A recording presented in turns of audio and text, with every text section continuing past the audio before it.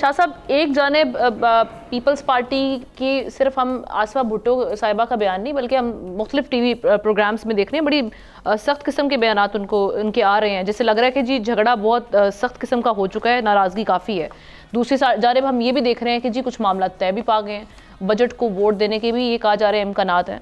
तो आपको लगता है कि पीपल्स पार्टी एक ट्रेडिशनल पॉलिटिक्स कर रही है, playing on both sides?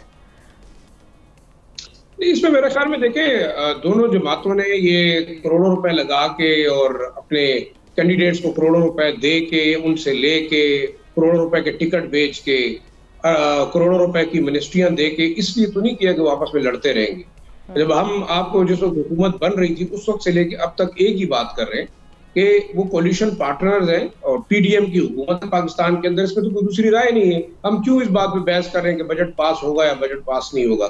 Budget भी पास होगा, इनके मुतालबात भी माने जाएंगे और इन पे लेन देन भी होगा। अब ये बताएं, चाहे अपोजिशन का एमपी है या एमएनए है या वो रूलिंग कोalition का है, उसके मरात में भी इजाफा हुआ है, उसकी तनख्वाह में भी इजाफा हुआ है, उसके पर्क्स एंड प्रिविलेजेस में भी इजाफा हुआ है। देखिए, जो इंपॉर्टेंट चीज मैं बार बार कहता हूँ वो है आपका 2.05 ट्रिलियन पीएसटीपी जो कि सूबों के लिए है सबसे बड़ा बोन ऑफ कंटेंशन। बाकी जो लगारी साहब ने बात की, बिल्कुल ज़राअत के ऊपर फोकस नहीं रहा, इंडस्ट्रियलाइजेशन की तरफ ज्यादा है, लेकिन इंडस्ट्री आपकी है कहाँ पे? कौन सी इंडस्ट्रियलाइजेशन आप करना चाहते हैं?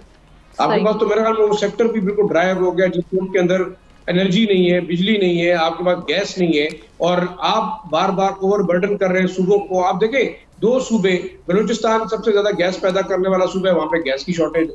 खैबर पख्तूनख्वा सबसे ज्यादा बिजली देने वाला सूबा है, वहां पे बिजली की बेशबहा लोड शेडिंग है, आटे की किल्लत है। तो देखिए, मैं ये समझता हूँ कि इस वक्त 2 बड़ी जमातें और 2 बड़े सूबे जो कि पाकिस्तान के सेंट्रल निजाम के अंदर हुकूमत कर रहे हैं, मेरे ख्याल में उन्होंने बड़े टेक्टफुली तमाम चीजें जो है कंट्रोल कर ली हैं।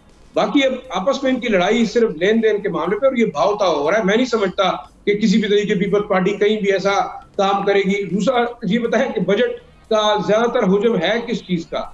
आप अपना डिफेंस कहां से चलाएंगे, आप अपनी इकोनॉमी को कहां से चलाएंगे, आप अपने जो पीएसडीपी है और डेवलपमेंट स्कीम उसको कहां से चलाएंगे, आप अपनी तनख्वाहें कहां से देंगे? तो मेरे ख्याल में ये अवाम को सिर्फ एक वो कहते हैं ना, लॉलीपॉप देने वाली बात है कि आप असेंबली के अंदर तकरीर कर रहे, लोग वाह वाह करेंगे, जैसे लगारी साहब ने कहा कि जी पहली तकरीर थी और जो है बड़ा आसफा भुट्टो जरदारी साहिबा। तो बिल्कुल ठीक है कि वो मतलब है लेगेसी है बेनजीर भुट्टो की, आगे चल के इन्हीं के बच्चों ने जो है इस मुल्क पे हुकूमत करनी है।